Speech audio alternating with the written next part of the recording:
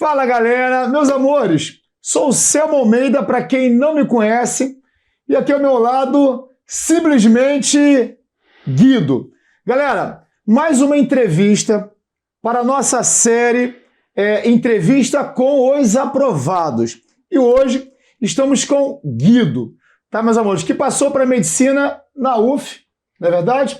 E hoje tenho certeza absoluta que vamos nos inspirar, vamos nos motivar e vamos aprender muito com o Guido hoje, tá certo? Está aqui à minha frente no computador várias perguntas enviadas pelos nossos alunos, são dúvidas dos nossos alunos, dúvidas muito pertinentes, que hoje o Guido ele vai nos ajudar nesse processo tão difícil, tão desafiador, que é a preparação para o Enem e a aprovação para a medicina, tá bom, meus amores? Então, galera, para a gente poder começar sem demora, Guido, gostaria que você se apresentasse, tá bom, para todos os nossos alunos. E bom dia, Selmo, bom dia, pessoal, tudo bem? Então, eu tive uma história um pouco diferente, que eu fiz o ensino técnico, então quando eu entrei no Logos, eu tinha que correr atrás de muitas defasagens que eu tive no meu ensino médio. Então, por isso, as aulas eram muito importantes para mim, né? Com isso, eu fiz 2 anos de Logos e fui aprovado, felizmente, agora para a UF. E o primeiro ano foi presencial, normal, na unidade Caraí, e o segundo foi online. Então, muito do que eu evoluí foi durante a pandemia, no período de casa, né? Então... Você fez, primeiramente, o terceiro ano, não foi isso? Lá foram 4 anos de ensino médio. 4 anos de ensino médio. Isso. E 2 anos de pré. 2 anos de pré. Show, 2 anos de pré. Então a explosão da sua nota veio no segundo ano de pré, correto? Veio no segundo. Tanto que no último ano de ensino médio eu tirei exatamente a mesma nota que eu tirei no primeiro ano de cursinho. E aí foi uma coisa que me desmotivou um pouco, porque eu tinha estudado muito mais e minha nota não variou nada. Só que aí no segundo ano eu consegui um aumento de uns 50 pontos na média. Que show, que show.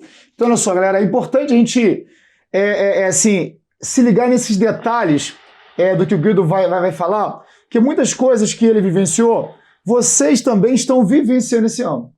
Tá certo? Por exemplo, muitos de vocês fazem o primeiro ano de pré, às vezes tem uma grande evolução, correto? E às vezes não tem essa grande evolução. Sim. Talvez a grande evolução venha sim no primeiro ano de pré, como acontece com alguns, mas às vezes vem no segundo ano de pré. E então, para você entender isso, talvez se você estiver no seu primeiro ano de pré, seja você do Logos ou de qualquer outro curso, e talvez não esteja percebendo grande evolução, calma aí, essa evolução vai vir. Você tem que ser persistente, correto, Guido? Sim, porque o primeiro ano é para você consolidar a sua base, né? Então você vai correr atrás das matérias, dos conteúdos, e você vai perceber que cada vez mais nos simulados as questões vão parecer mais fáceis, né? Então começa a sobrar tempo, começa a ser mais prazeroso. Relacionando o que você falou, que você cresceu sobretudo no seu segundo ano, eu queria fazer uma pergunta que é a dúvida da grande maioria. Eu sou professor de história, mas eu tenho a consciência, a noção que crescer no primeiro dia é mais fácil do que você crescer e evoluir no segundo dia, correto? Sim. Crescer em matemática, crescer na prova de natureza é um pouco mais difícil, ou talvez bem mais difícil. Sair, sei lá, de 25, 28 em matemática e natureza, atingir 40 ou mais de 40 como você conseguiu, é um pouco mais difícil. Então a grande pergunta feita por eles é o seguinte: qual foi a sua técnica? Como que você estudou matemática e natureza, física, química e biologia? Então, depois do primeiro ano ter visto a base toda dessas matérias, no segundo ano era hora de botar mais em prática, né? De ir para os simulados e ficar fazendo muita questão.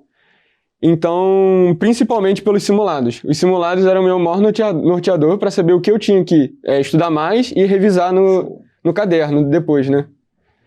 Galera, se ligou no que o Guido falou? Primeiro ano você, então, construiu sua base, não foi isso? Lendo muito livro. Lendo muito livro, usando muito livro.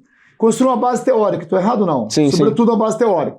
E no seu segundo ano você deu uma ênfase maior aos exercícios, correto ou não? Sim, minha prioridade era fazer questão. Mesmo que eu não tivesse assistido a aula daquela matéria, eu ia fazer o simulado, ia ver que aquela matéria ainda não estava muito consolidada e eu ia buscar mais questões por fora na internet ou li o caderno do ano passado e assim eu ia revisando a matéria ao longo do ano. Show, Guido, eu amei que você falou, sabe por quê?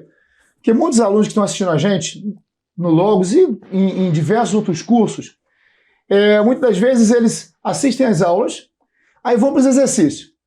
E aí não conseguem fazer a grande maioria dos exercícios. E muitos deles acabam criando internamente a ideia de que talvez não sejam tão capazes quanto outros alunos que já estão acertando 38, 40 ou mais.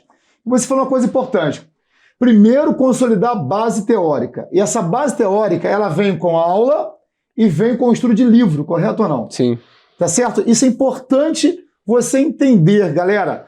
Talvez você que está assistindo essa entrevista, que talvez esteja acertando 20 e pouco, 30 e pouco, é muito provável que o que esteja faltando para você é consolidar essa base, tá certo? Ninguém deixa de aprender por falta de capacidade, pelo amor de Deus. A capacidade, ela é a mesma, tá claro? Talvez o que esteja faltando para você é consolidar melhor essa base, tá certo? E aí, no segundo momento, quando você for fazer exercício, você vai ter mais facilidade.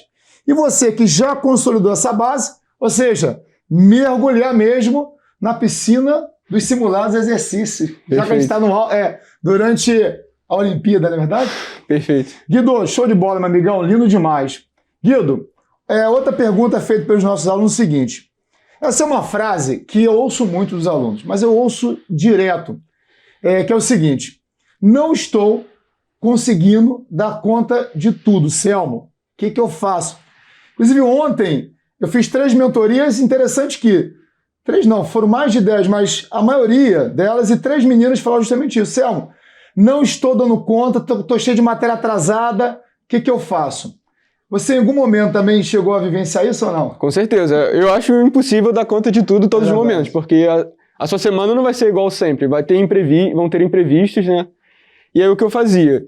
Eu pegava as matérias que valiam menos ponto para medicina e deixava um pouco de lado, não completamente, porque eu ia revisar essa matéria em simulados. Show, Guido. Tipo história, deixava um pouquinho de lado. Sim, só que aí eu sempre estava fazendo, como eu fazia simulado toda semana, eu sempre ia fazer um simulado de história. Então eu sempre estava revisando aquela matéria, mesmo que eu não tivesse assistido a aula em si. Você fazia um simulado por semana? 2. Mais. 2 por semana? Um completo no sábado, com máscara, com tudo isso, e um meio a meio durante a semana. Show de bola. Você fazia 2 simulados. E já que você fazia simulado e foi uma época de pandemia, como é que era a sua organização na sua casa? Fazia na sala, no quarto? Como é que você fazia o seu simulado em casa? Então, felizmente eu tenho um quarto só meu, então eu consigo trancar e ter um pouco mais de tranquilidade. Eu sei que isso não é a realidade de todos, né? Verdade. Mas no sábado, quando eu fazia o simulado bem a sério, eu trancava a porta, botava uma placa na porta, avisando que eu estava fazendo simulado.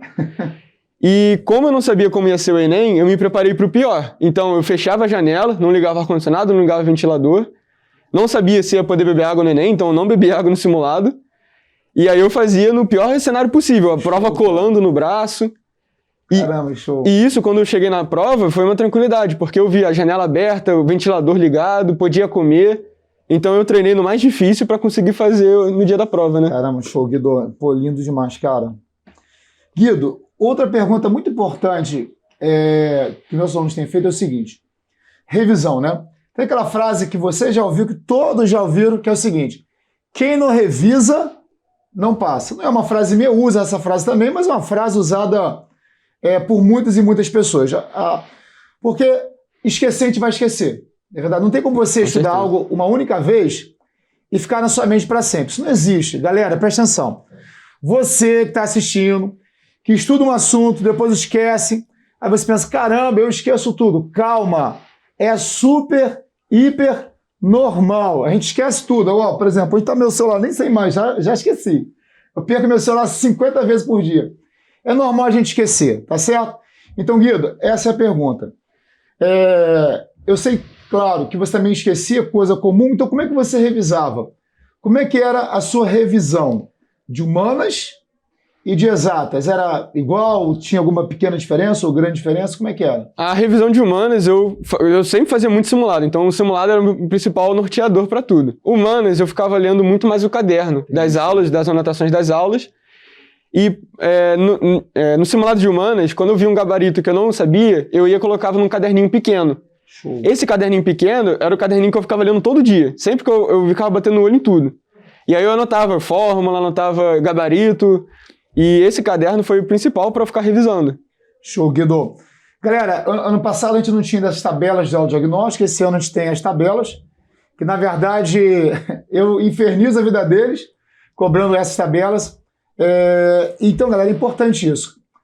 Humanas, fez simulado, ou seja, as questões que você errou, você precisa voltar lá e ler o seu resumo. Sim. Ou voltar no livro.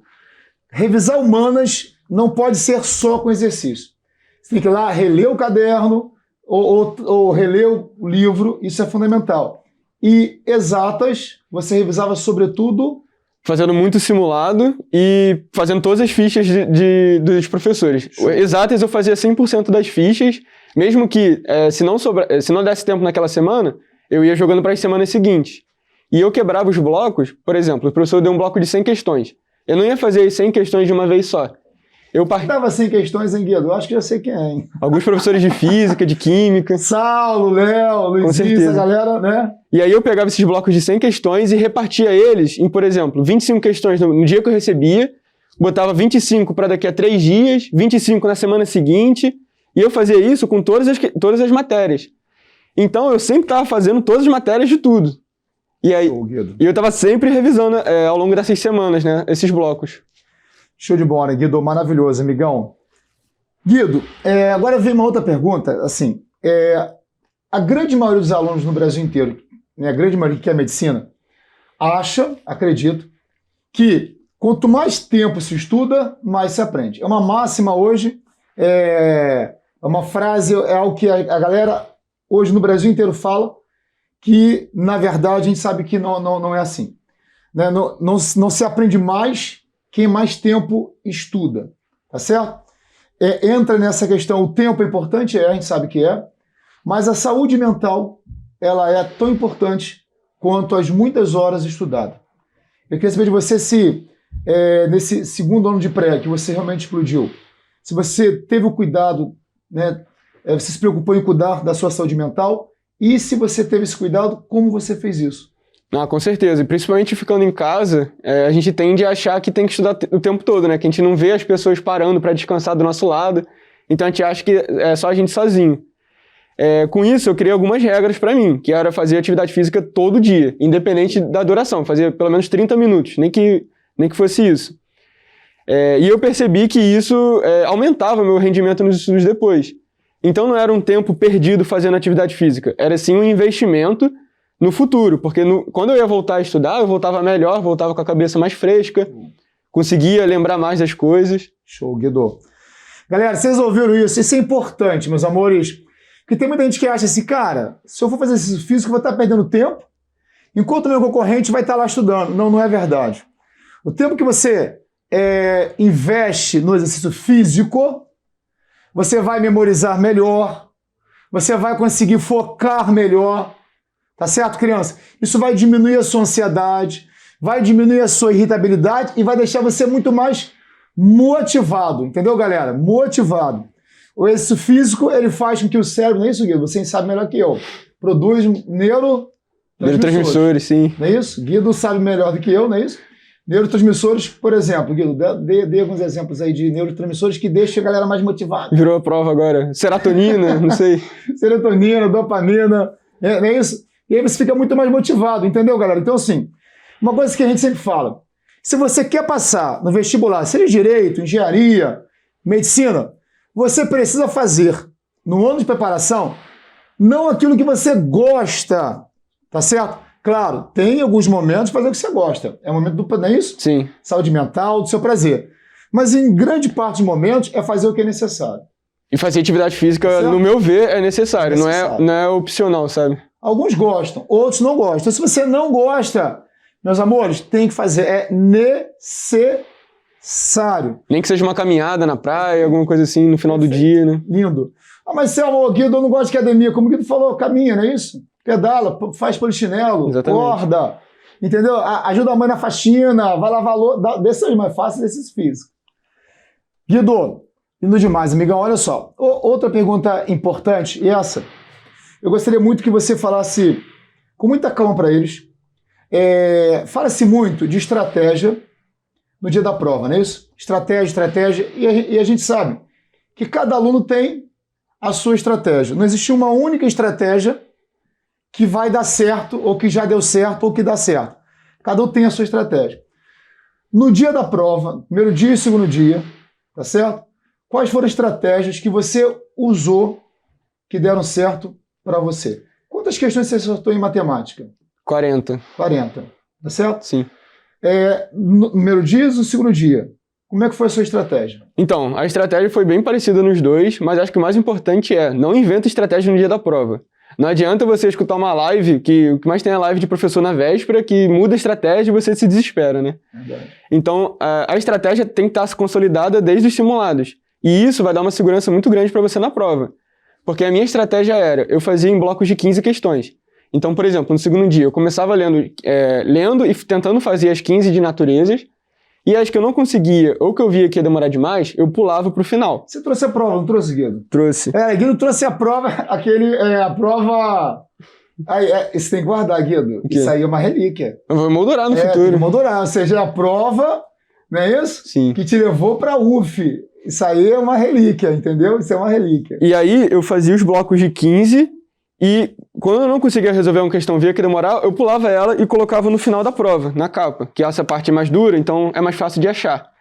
E depois dessas 15, eu ia para as 15 de matemática e fazia a mesma coisa. Lia, tentava fazer, se não conseguia, pulava.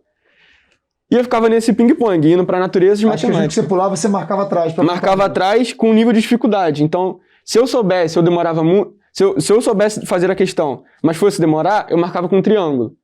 Se eu não soubesse fazer a questão, eu marcava com uma estrela. Essa seria a última questão que eu ia rever na prova. Então você atrás, só para a gente poder entender com calma. Uhum. Você colocava atrás os números das questões que você achava difícil. E mesmo essas que você deixou para fazer depois, você dividia elas em... dificuldades. E aí quando eu acabava esses blocos de 15 que eu consegui fazer na hora, eu ia para as questões que eu saberia fazer, mas que ia demorar um pouco mais. Então, só para dar um exemplo, na química eu tinha um pouco mais de facilidade. Mas mesmo assim, no dia da prova, eu achei que química estava um pouco demorado. Então eu pulei quase todas as questões de química, deixei para o final. Peguei as questões de química lá no final da prova. E mesmo assim eu consegui acertar todas. Agradeço muito a Léo Allen e Luizinho por isso. Show. Posso pegar essa prova? Deixa eu pegar essa relíquia aqui, né? Então você... Só para repetir para a galera, você botava lá atrás as questões que você não conseguiu fazer. Sim. E aí você marcava aquela que você não conseguiu e marcava aquela que você não conseguiu, mas que na sua percepção era muito difícil, é isso? Isso. Então até as que você deixou para o final, você separou de maneira que, quando você voltou nelas, você voltou naquelas que você não fez, mas que você achava que não era tão difícil e deixou para o último do último, aquelas que você deixou para depois que era muito difícil, correto? Sim, que eu acho que eu ia demorar muito tempo e tinha baixas chances de acertar. Então não tinha sentido eu ficar perdendo muito tempo naquela questão. Entendeu, galera? Então, e isso fez com que Guido tivesse notas no TRI altíssimas, não foi?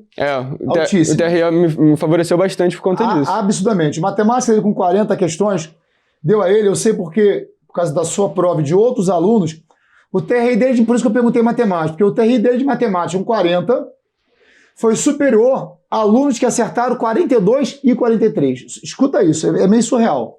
O TRI dele foi altíssimo.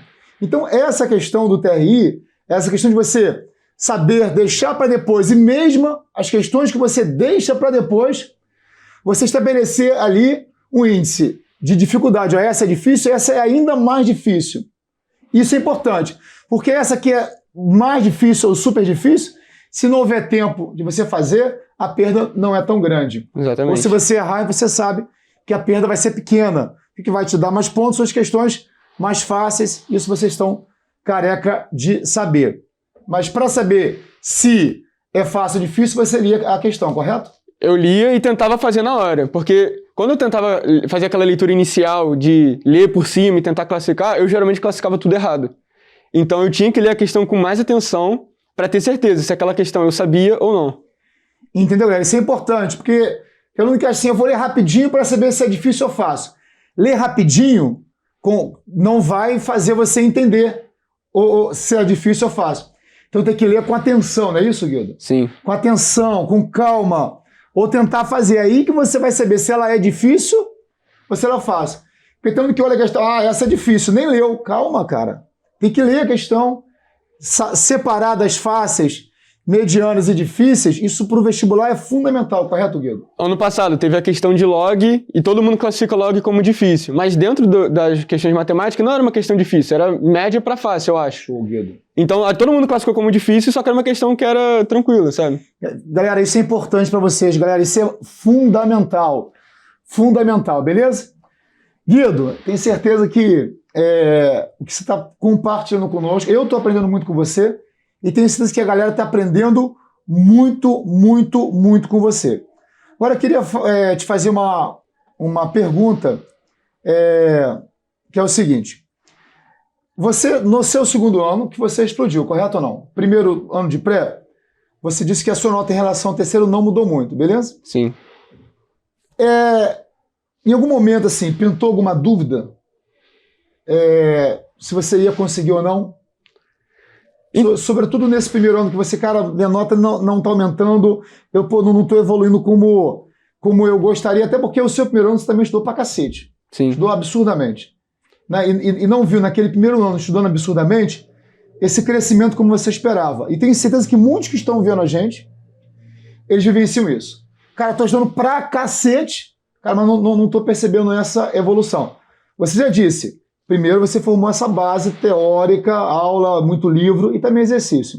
É isso? Chegou a pintar alguma dúvida em algum momento ou você sempre acreditou que ia passar? Não, com certeza, porque nos meus 2 Enems que eu fiz, né, do terceiro pro primeiro ano de pré, eu tirei exatamente 754 de média aritmética. Foi exatamente a mesma nota. Então, nesse momento, eu fiquei desesperado. Falei, mesmo estudando muito mais do que eu jamais estudei na minha vida, minha nota não variou nada. Então, pro segundo ano, eu fui com a cabeça um pouco para baixo, né? Pensando, caramba, eu tenho que me esforçar muito mais do que eu já me esforçava. Só que eu também tinha que usar estratégias diferentes. Então, fazer simulado e fazer muitas questões, muito tempo de prova, me deu um pouco mais de segurança ao longo desse ano. Porque no simulado você vê o seu retorno, né? Show, Guido. Foi lindo isso que o Guido falou. E para poder encerrar, Guido, infelizmente a gente vai ter que encerrar. Estou adorando e amando essa entrevista. Mas, Guido, eu queria pedir você para deixar uma mensagem para a galera. Nós estamos no começo de agosto. A galera está começando agora o segundo semestre. É um momento decisivo, né? Já que a gente está na Olimpíada, a galera está entrando na reta final, na última volta. E a galera está animada, mais nervosa, não é isso? Ansiosa. Queria que você deixasse uma mensagem para todos aqueles que estão te assistindo, que nesse momento estão ansiando e desejando que hoje você conseguiu. Bom, pessoal, desejo muita tranquilidade na hora de fazer a prova e, com isso, eu recomendo fazer os simulados e focar muito nessa reta final na saúde mental e muita atividade física para chegar no dia da prova tranquilo. E foquem nas todas as matérias que vocês puderem, porque na faculdade vocês vão precisar delas também. Não vai ser só... Vocês não vão abandonar todas as matérias, não. E eu acho que é isso, focar muito na tranquilidade na hora de fazer a prova, porque quando você faz muito simulado, você confia no que você fez, e na hora da prova, mesmo que bata aquele desespero, caramba, não vai dar tempo, pelos simulados você sabe que vai dar tempo, você sabe que você fez o suficiente para estar lá, sabe? Show, Guido. Guido, como já foi ano passado, né, esse ano, novamente, a gente, a partir agora de agosto, simulado todos os sábados. Então, galera, que fica essa mensagem, Guido, que eu amei. Todo sábado vamos fazer simulado, tá certo? Todo sábado vamos sentar, fazer simulado, continuar preenchendo as tabelas de autodiagnóstico e continuar estudando tudo aquilo que você estiver errando. Fazer um simulado e não revisar as questões, não revisar o que você errou, é como se você não tivesse feito simulado. Sim. Então, continuar fazendo muito simulado, mas, sobretudo, continuar revendo os gabaritos e revisando aquilo que você está errando e revisando aquilo que cai mais, aquilo que é mais recorrente. E isso é fundamental. Galera, beijo no seu coração, tá certo? Ânimo nessa reta final, foco nessa reta final, acredite em você absurdamente, tá certo? Porque você é super, hiper capaz. Beijo no seu coração, que Deus te abençoe, que essa reta final agora, esse segundo semestre, seria simplesmente surreal. O verbo show, show, show, é o que eu desejo. Boa sorte, pessoal, vai dar tudo certo, com certeza. Boa sorte, um beijo no seu coração, que Deus abençoe vocês. Tamo junto, galera. Até a próxima. Beijão, tamo junto, é nóis.